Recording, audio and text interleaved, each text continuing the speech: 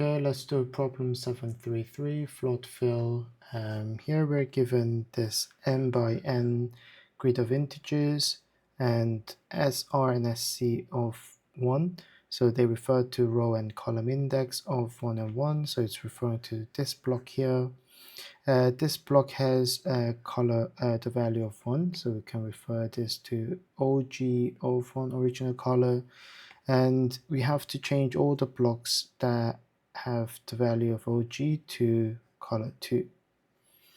So we change that to 2 and then we check for adjacent blocks. So when we look at this block here, we change that to 2 because it has the value of OG, and then again perform the recursion for 4 adjacent blocks. And when we look at this one here, it already has the value of the color, so we don't really do anything. And when we look at this block here, we shouldn't do anything because it's out of bound, so there should be some boundary check. And then when we look at these two, they should also be changed to 2. The question is, when we look at this block here, it won't change because it's not equal to OG.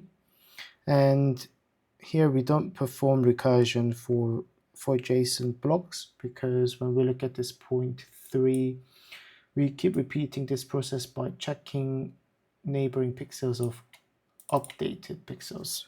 This one isn't updated, so we shouldn't do any recursion. So let's quickly do some coding. So we do need to get int original color. It would be image SR and SC. And we need to do one statement that if this original color is equal to color, we don't do anything.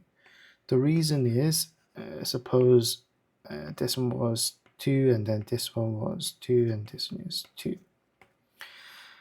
So when we perform recursion for these 3 blocks, they won't change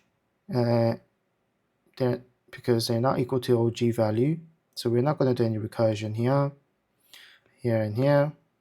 And then when we look at this value here, it's already equal to color, so it is already what we want them to be. So we're not going to change anything. So essentially, we are not performing anything. So if OG, this original color, is equal to color, we simply just return image.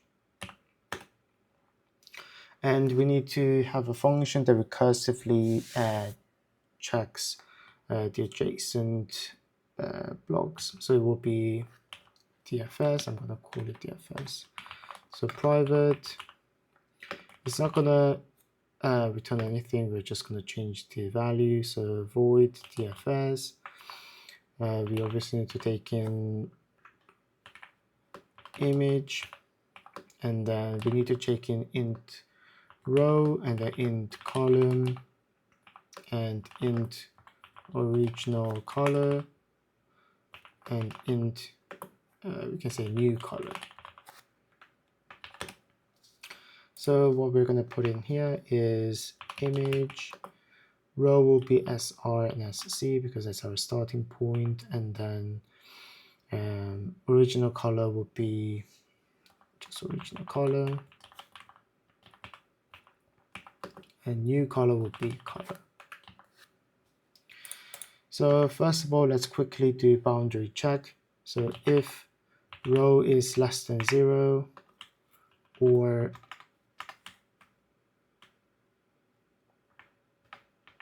row is greater than or equal to image.length, or column is less than 0, or column is greater than or equal to the column length will be image 0.length.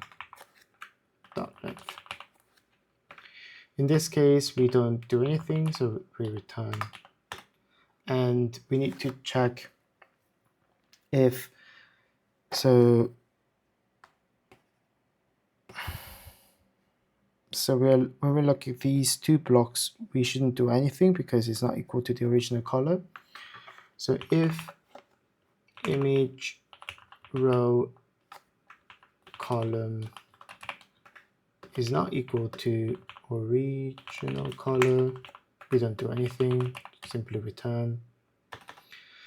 And if they are equal, we need to change the color to new color.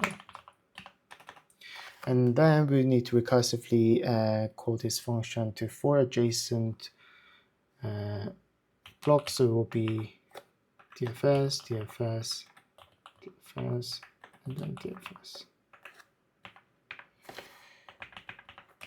So it will be image row +1 and then column,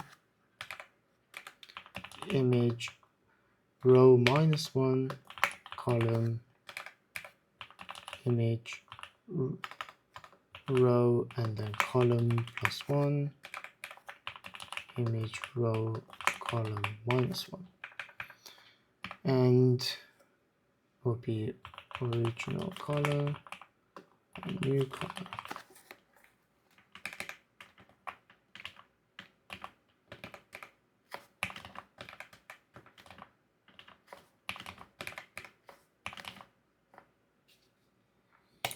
All right, and at the end of this function, we need to return image, and let's run the test. Okay, let's submit. Okay, that's it.